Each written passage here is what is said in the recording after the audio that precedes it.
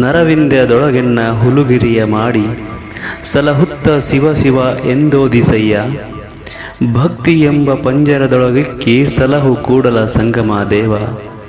ಬಸವಣ್ಣನವರ ಭಕ್ತಿ ಪೂರ್ಣ ಪ್ರಮಾಣದ ಪರವರ್ಷತೆ ಇಲ್ಲಿದೆ. ಬಸವಣ್ಣನವರಿಗೆ ಯಾವ ದೊಡ್ಡ ಆಸೆಗಳು ಇಲ್ಲ.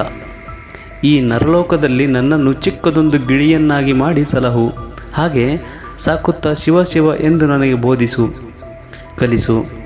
ಭಕ್ತಿ ಎಂಬ ಪಂಜರದಲ್ಲಿ ನನ್ನನ್ನು ಕೂಡಿ ಹಾಕಿ ಸಲಹು ಎಂದು ಕೂಡಲ ಸಂಗಮ ದೇವನಲ್ಲಿ ಕೇಳುತ್ತಿದ್ದಾರೆ.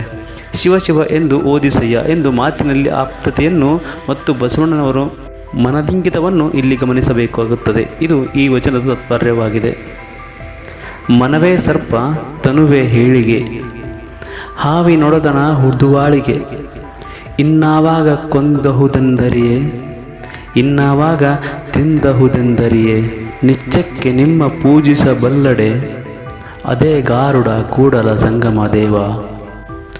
ತನ್ನ ದೇಹ ಮತ್ತು ಮನಸ್ಸುಗಳ ನಡುವಿನ ಸಂಬಂಧವನ್ನು ಬಸವಣ್ಣನವರು ಒಂದು ಪ್ರಾಣಿ ರೂಪಕ ಮೂಲಕ ಇಲ್ಲಿ ಹೇಳುತ್ತಿದ್ದಾರೆ. ನನ್ನ ಮನಸ್ಸು ಸರ್ಪ ಇದ್ದಂತೆ, ನನ್ನ ದೇಹ ಹೇಳಿಗೆ ಇದ್ದಂತೆ, ಅಂದರೆ ಹಾವಿನ ಬುಟ್ಟಿ. ನನ್ನ ದೇಹಕ್ಕೆ ಹಾವಿನ ಜೊತೆ ನಂಟಾಗಿದೆ. ಆದ್ದರಿಂದ ಒಳಗಿರುವ ಈ ಮನಸ್ಸೆಂಬ ಸರ್ಪ ಈ ದೇಹವನ್ನು ಯಾವಾಗಲೂ ಕೊಂದು ಹಾಕುತ್ತದೋ, ಯಾವಾಗ ತಿಂದು ಹಾಕುತ್ತದೋ ಎಂದು ಬಸವಣ್ಣನವರು ಇಲ್ಲಿ ಭಯ ವ್ಯಕ್ತಪಡಿಸುತ್ತಿದ್ದಾರೆ. ಏಕೆಂದರೆ ಅದು ಮೊದಲೇ ಸರ್ಪ, ಅದು ಕಚ್ಚದೆ ಬಿಡುವುದಿಲ್ಲ. ಇದಕ್ಕೆ ಪರಿಹಾರವೇನು? ಪ್ರತಿನಿತ್ಯ ನಿಮ್ಮನ್ನು ಪೂಜಿಸುವುದಾದರೆ ಅದೇ ಗಾರುಡ ಎಂಬುದು ಅವರ ಹೇಳಿಕೆಯಾಗಿದೆ. ಅಂದರೆ ಅದೇ ಪರಿಹಾರವಾಗಿದೆ. ಅಂದರೆ ಸರ್ಪವನ್ನು ಗರುಡ ಮಂತ್ರದಿಂದ ನಿಯಂತ್ರಿಸುವಂತೆ ನಿಮ್ಮ ಪೂಜೆಯಿಂದ ಈ ಮನಸ್ಸನ್ನು ನಿಯಂತ್ರಿಸಬಹುದು ಎಂಬುದು ಇಲ್ಲಿದೆ. ಬಸವಣ್ಣವರು ಇಂಥ ಪ್ರಾಣಿ ರೂಪಕ ವಚನಗಳ ಮೂಲಕ ತನ್ನ ಅಂತರ ನಿರೀಕ್ಷಣೆ ಮಾಡಿಕೊಳ್ಳುತ್ತಿದ್ದಾರೆ. ಇದಕ್ಕೆ ಬಹಳ ಧೈರ್ಯ ಬೇಕು. ತಾನು ಪಶುವಿನಂತೆ, ತಾನು ಸೊಣಗನಂತೆ, ತಾನು ಸರ್ಪದಂತೆ ಎಂದೆಲ್ಲ ಹೇಳುವ ಬಹಳ ನಿಷ್ಕಪಟ ಮನಸ್ಸಿನವರಿಗೆ ಮಾತ್ರ ಸಾಧ್ಯವಾಗುತ್ತದೆ. ಬಸವಣ್ಣವರು ಇಲ್ಲಿ ತನ್ನೊಳಗನ್ನು ಇಲ್ಲಿ ಬಿಚ್ಚಿಡುತ್ತಿದ್ದಾರೆ. ಆದರೆ ಇವು ನಮ್ಮವನ್ನು ಸೇರಿದಂತೆ ಎಲ್ಲ ಮನುಷ್ಯರೊಳಗೂ ತೆರೆದು ತೋರಿಸುತ್ತವೆ. ಬೆಟ್ಟಕ್ಕೆ ಬೆಳ್ಳಾರ ಸುತ್ತಿತಯ್ಯ, ಪಾಪದ ಬಲೆಯ ತಂದು ಮುಂದೊಡ್ಡಿದ್ದರಯ್ಯ. ಬೇಟೆಗಾರನು ಮೃಗವನಟ್ಟಿ, ಮೃಗ ಗೋರಿಯೊಳಗಾಗದಯ್ಯ.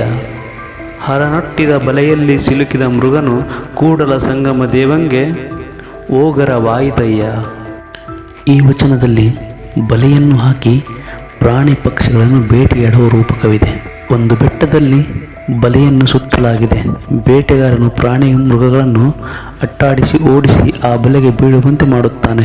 ಕೆಲವು ಬಲೆಗೆ ಸಿಲುಕುತ್ತವೆ, ಕೆಲವು ಸಿಲುಕುವುದಿಲ್ಲ.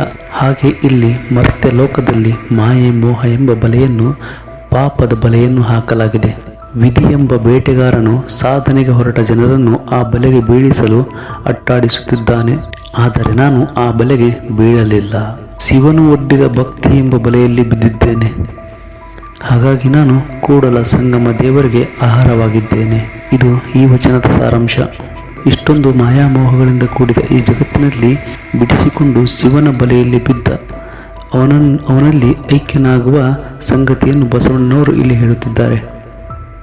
ಅಂದರೆ ನಾನು ಮೋಹದ ಬಲೆಗೆ ಸಿಕ್ಕಿ ವಿಧಿಯೆಂಬ ಬೇಟೆಗಾರನಿಗೆ ಬಲಿಯಾಗಲಿಲ್ಲ, ಶಿವನಿಗೆ ಸಿಕ್ಕಿ ಅವನ ಆಹಾರವಾಗಿದ್ದೇನೆ, ಶಿವಾರ್ಪಿತನಾದನೆಂದು ಇಲ್ಲಿ ಬಸವಣ್ಣನವರು ಹೇಳುತ್ತಿದ್ದಾರೆ.